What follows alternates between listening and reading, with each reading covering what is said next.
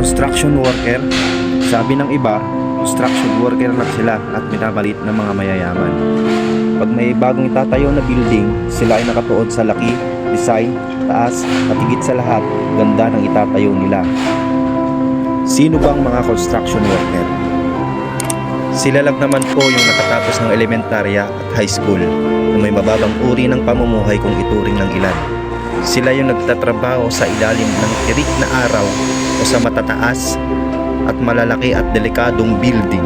Sila yung hindi iniisip na mahulog o mabagsakan na mabibigat na bagay sapagkat iniisip nila kung paano bubuhayin ang kanilang pamilya sa tamang paraan na walang inaapakan na tao.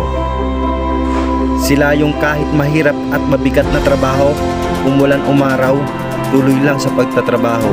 Pero maliit ang sweldo, tinitiis nila para sa pamilya. Ganito nila kamahal ang pamilya nila.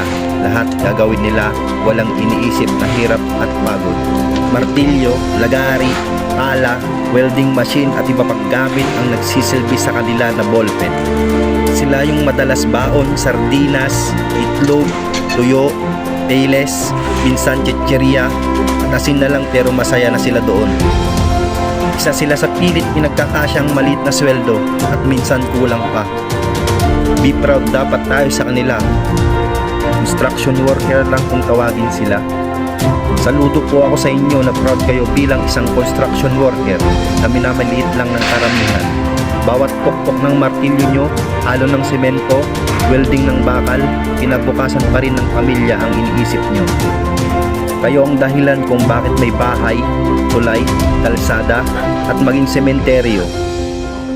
Kaya dapat maging proud tayo sa kanila at wag nating maliitin ang kakayahan nila. Kaya paki-like and share kung naging proud din po kayo sa kanila.